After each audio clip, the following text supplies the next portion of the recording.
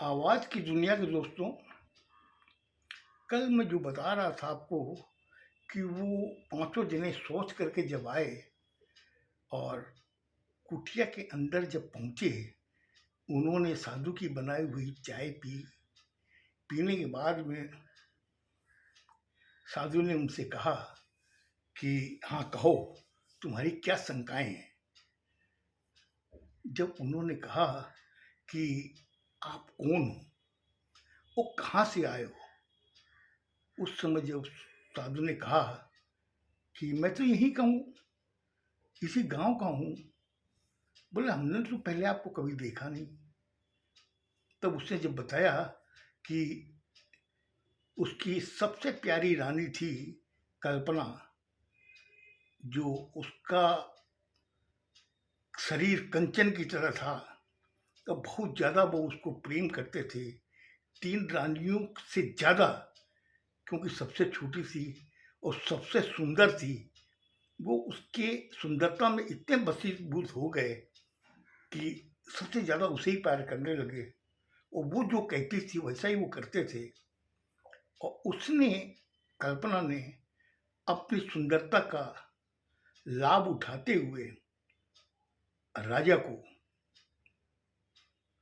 मदिरा पिलानी ज़्यादा चालू कर दी। सुबह नाश्ते के बाद में जब वो पीना चालू करते थे तो दिन भर उसी में वो मदिरा ही मदिरा पीते थे और तीनों रानियां उसके पास में आने नहीं देती थी। वो छोटी वाली रानी कल्पना, वो अपने ही सुंदरता में उसके जाल में, अपने जाल में फंसाए रखती थी उनको। फिर पांचों बड़े गौर से सुन रहे थे। उन्होंने कहा कि फिर क्या हुआ साधु महाराज? पर फिर क्या होना था? ईश्वर का जो फैसला होता है वही होता है। समय ने अपना चक्र चलाया और रानी कल्पना के अंदर लोभ इतना आ गया कि उसने ये सोचा, क्यों न मैं इस राजा को मार करके इसकी सारी रियासत मैं हड़प लूं। क्योंकि महल में क्या हो रहा है बाहर की रियासत के लोगों को पता नहीं है। वो राजा मेरे सुंदरता में इतना वशीभूत है कि मैं जो कहती हूँ वो करता है। अब उसके लालच ने वो किया जो उस कल्पना को नहीं करना चाहिए था, लेकिन कल्पना भी लालच से वशीभूत होकर के उसे एक दिन अपनी सहेली को बुलाया। बुला के सहेली से कहा कि सुनो, तुम एक काम करो, कहीं से सांप का जो जहर होता है वो लेकर के आओ और मैं इसको इनकी मदिरा में मिला के इन्हें पिला दूंगी, ताकि किसी को भी पता नहीं चलेगा और ये मर जाएंगे। अब क्या होना था, सखी ने रानी का आज्ञा का पालन किया। वो गई, जहां से भी होकर काली जहरीले नाग का जहर लेकर के आई। ला करके रानी को दे दी एक शीशी में कि रानी, महाराज रानी, आप इसको लीजिए और जब भी ये मदिरा पिए तो उसमें ये डाल देंगी ना, तो ये फिर बाद में दोबारा उठेगा नहीं। रानी ने कहा ठीक है जाओ, लेकिन तुम्हारा ये बात किसी को भी पता नहीं चलनी चाहिए। मेरे तुम्हारे अंदर ये गुप्त रहेगी और तुम मेरी सबसे प्रिय सखी बन के रहेगी, सबसे प्रिय दासी बन के रहेगी। और तेरी जिंदगी की मैं गारंटी लेती हूँ, जब तक मैं हूँ यहाँ पर इस रियासत में, तब तक तेरे कोई परेशानी नहीं आएगी। रानी उनके संतावना सुन करके वहाँ से चली गई। अब रानी उस शीशी को लेके महाराज के कक्ष में पहुंची। महाराज मदिरा में पूरे लीन थे। उन्होंने उसको अपना प्रेम जाल दिखाना चालू किया, अपनी सुंदरता का ऐसा ऐसा रूप दिखाया। राजा बहुत ही उत्तेजित हो गए। उत्तेजित होने के बाद में उसने आखिरी जो जाम उनको दिया गिलास में, उसमें वो पूरा जहर शीशी का उड़ेल दिया। उड़ेलने के बाद में अपनी सुंदरता दिखाते हुए, एक एक ऐसे ऐसे करतब दिखाती हुई, उनके हाथ में वो जहर वाला गिलास उनके हाथ में थमा दिया और कहा कि मेरे सरताज, आप इसको पियो और मेरी सुंदरता का पूरा आनंद आप लो। इतना कहना था। राजा और ज्यादा विचलित हो गया। उसने एक ही झटके में वो पूरा गिलास पी गया। पीने के करीब 5 मिनट भी नहीं बीते होंगे, उसका शरीर एकदम निढाल हो गया। निढाल होकर के वहीं पलंग पे गिर पड़ा। गिरने के बाद के अंदर वो कुछ देर तो इधर उधर देखती रही। देखने के बाद के अंदर उसने तुरंत अपने कपड़े वपड़े ठीक किए। करने के बाद में बाहर आई, अपनी उस सखी को बुलाया। बुला के उससे कहा कि राजा का काम तमाम हो चुका है, अब एक काम करो, अपने जो खास जो लोग हैं उनको बुलाओ। सखी ने दासी ने कहा कि ठीक है रानी, मैं जा रही हूँ। 4 जनों को बुलाया गया। चारों आए। बोले हाँ रानी साहिबा, बोली क्या करना है। बोले देखो, रात के अभी 11 बजे हैं। तुम चारों को 2 बजे इनको लेके जाना है और घोर जंगल में ले जाना। वहां जा करके इनकी चिता बना के इनके शरीर को चिता में जो जलते हैं वैसे जला देना। और ये तुम लोग गहने आभूषण लो, ये तुम्हारा प्राथमिक है। तुम्हारी जो तुम जो कर रहे हो उसका ये हर्जाना है। इसको तुम लो और लेके ठीक रात को 1:45 बजे आ जाना। पूरा महल सो रहा था, रियासत पूरी सो रही थी, मगर वो 4 जने और दासी और रानी को नींद नहीं आ रही थी। 1:45 बजे वो 4 जने आए। आने के बाद के अंदर उन्होंने राजा को देखा कि एकदम मूर्छित हालत में पड़े हुए हैं। वो उनको चारों जने उठा के ले गए। एक सैया बनाई गई, सैया में उनको लिटाया गया। वो चुपचाप महल से वो लेके जंगल की तरफ चले गए। अब जंगल में जब चले गए तो वो सोचे थे घोर जंगल में जावे जहां पर कोई भी इंसान या पक्षी भी न दिखे। लेकिन रात के 2:15 बजे पूरी रियासत सो रही थी, जंगल के सारे पक्षी सो रहे थे। वो लोग घोर जंगल में पहुंचे उन्होंने चिता बनाई। बना के जो जिस सैया पे वो लेके गए थे, राजा को लेके गए थे, चिता बनाने के बाद में उसी सैया पे उनको सैया सहित ही चिता पे उनको लेटा दिया। लेटाने के बाद में उन्होंने नीचे लकड़ियों पे आग लगा दी। आग लगा दी। अब लकड़ी में आग पकड़ते पकड़ते टाइम लगता है। इतनी देर में देखा कि जबरदस्त एक तूफान आने लगा। बोले फिर क्या वो सारू महाराज? बोले तूफान इतनी जोर से आ रहा था कि जो वो बैठे हुए थे कि ये पूरी जलेगी तो हम लोग जाएंगे, जब तक ये बॉडी की राख न हो जाए तब तक हम लोग यहाँ से नहीं लेंगे।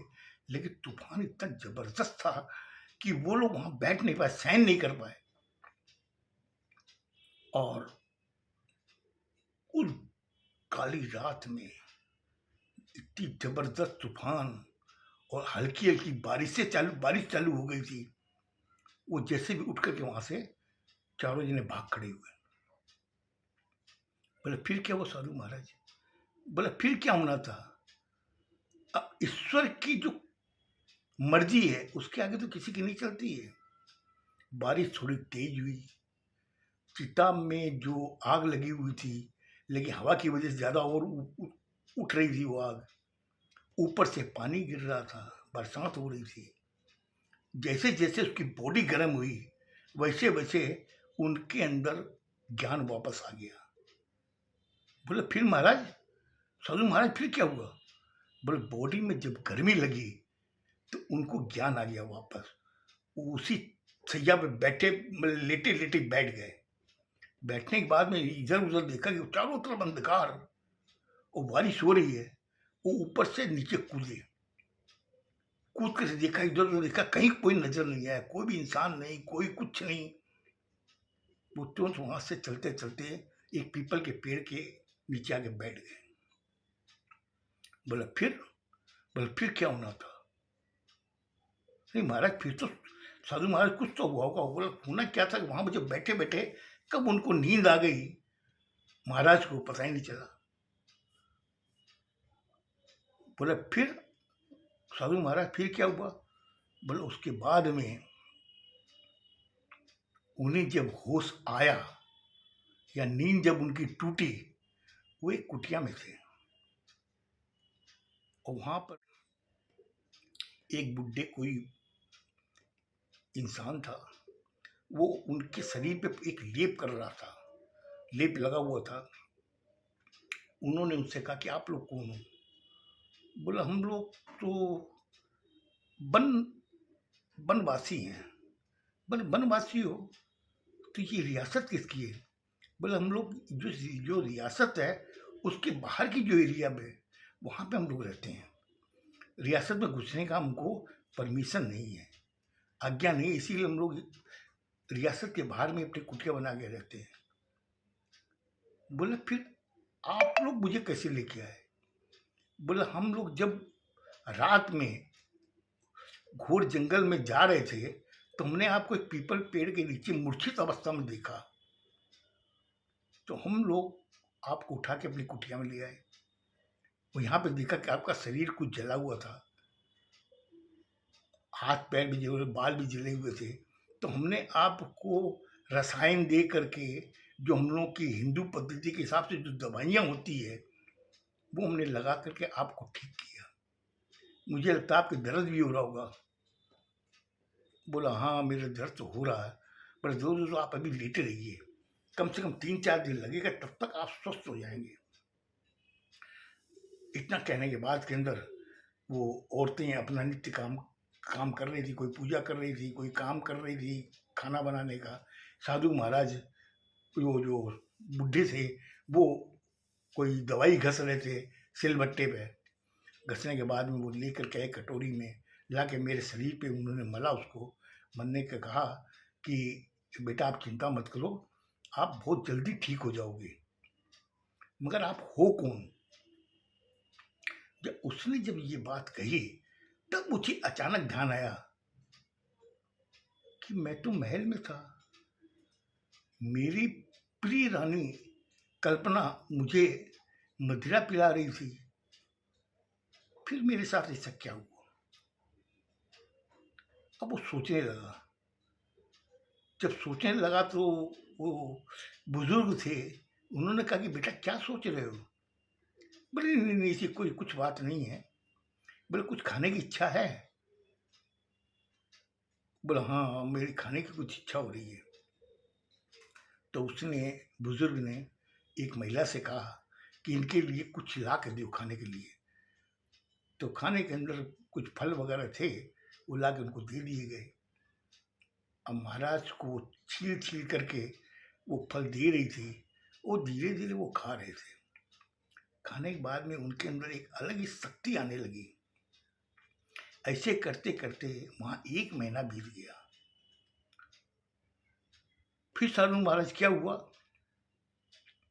बोला कि धीरे धीरे जब वो स्वस्थ हुए, होने के बाद के अंदर उन्होंने उस बुजुर्ग से कहा कि आप जिस पीपल के पेड़ के नीचे से लेके आए हो, मैं वहां जाना चाहता हूं।